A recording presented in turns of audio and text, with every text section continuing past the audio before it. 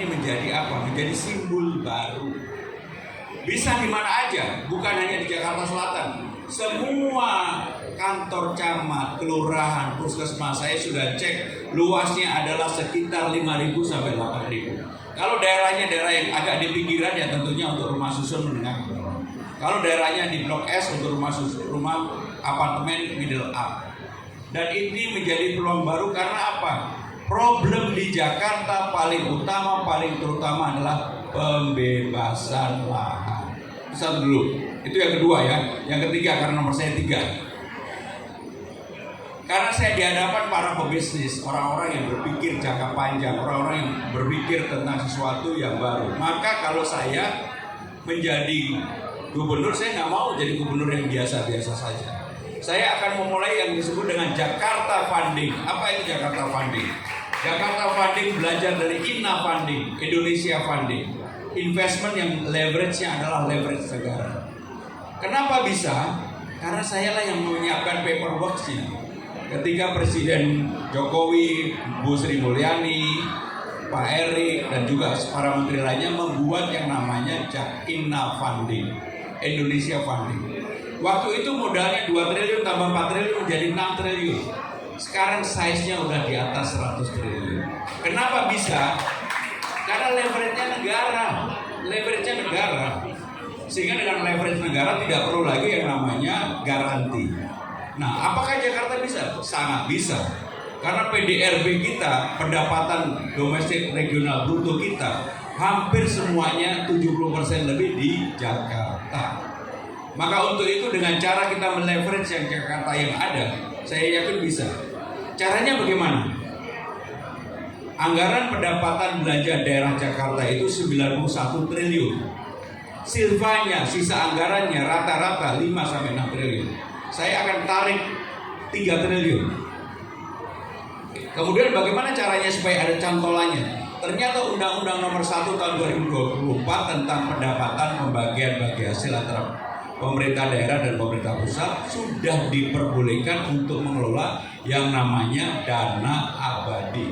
Inilah yang akan jadi cantolan. Dan saya juga sudah berkomunikasi dengan para menteri yang ada. Mereka akan mengeluarkan peraturan Menteri Keuangan tentang hal ini. Dan kalau ini bisa, apa yang terjadi? Saya tadi udah punya 3 triliun. Waktu Inafan yang dihubungi yang mengelola sekarang namanya Rida, kebetulan teman saya juga.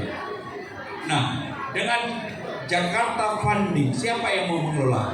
Gak boleh ASN, gak boleh orang-orang BUMN, harus 100% profesional. Saya udah menghubungi seseorang yang namanya Hilman Sitohang, pasti di ruangan ini yang investasinya gede-gede kenal namanya Hilman Sitohang. Dulu CEO-nya Marilyn dan sebagainya. Saya bilang sama dia, bisa nggak lu kelola uang 3 triliun? Mas, jangan 3 triliun dong. Masa selama ini saya 100 triliun turunnya kebanyakan. Dia bilang perlu 10. Saya bilang sama dia, oke, yang 7 saya leverage dari saya. Saya yang nyari pasti bisa 7 triliunnya. Gimana caranya?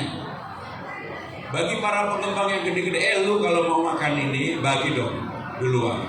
Leverage aja yang penting. Bukan uang dia, saya nggak butuh itu. Leverage dia aja. Bagi dong ini sama-sama. Gampang untuk dapat 7 triliun. Kalau 10 triliun terkumpul, maka lebih besar modal dasarnya Jakarta Fund dibandingkan dengan Inafan. Selama dikelola profesional, saya yakin 3-4 tahun ini size-nya akan besar. Dan kalau itu size-nya besar, maka Jakarta tidak lagi bergantung pada pajak, restribusi, dividen. Harus ada income baru. Income-nya dari mana? Jakarta Funding tadi. Sehingga dengan demikian, itulah kenapa ini tidak terlalu saya sampaikan secara terbuka. Karena memang kalau bercerita yang begini, nggak semuanya bisa memahami. Kalau saya cerita begini, wajah-wajahnya memahami semua dan pengen ikut serta ini. Karena semuanya udah begini, pasti pengen ikut serta. Karena apa? Persoalan utama di Jakarta adalah pembebasan lahan. Pembebasan lahan.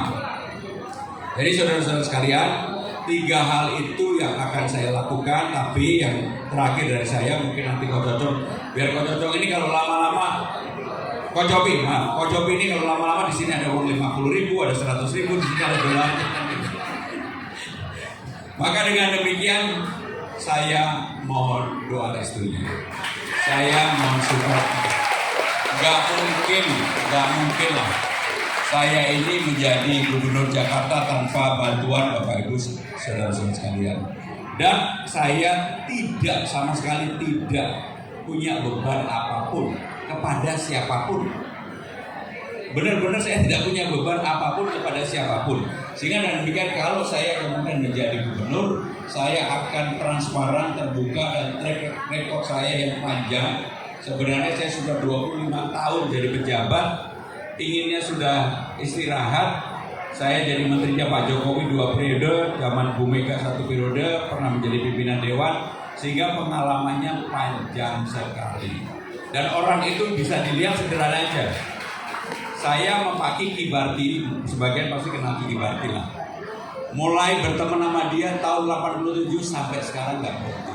Saya pernah jadi direktur keuangannya Pak Kiki Barki. Mohon maaf, jangan tersinggung ya. Perusahaan yang China style, matanya kayak gini bisa dipercaya jadi direktur keuangan. Kalau saya nggak jujur nggak mungkin lah. Terima kasih. Wassalamualaikum warahmatullahi wabarakatuh. Waalaikumsalam warahmatullahi wabarakatuh. Terima kasih.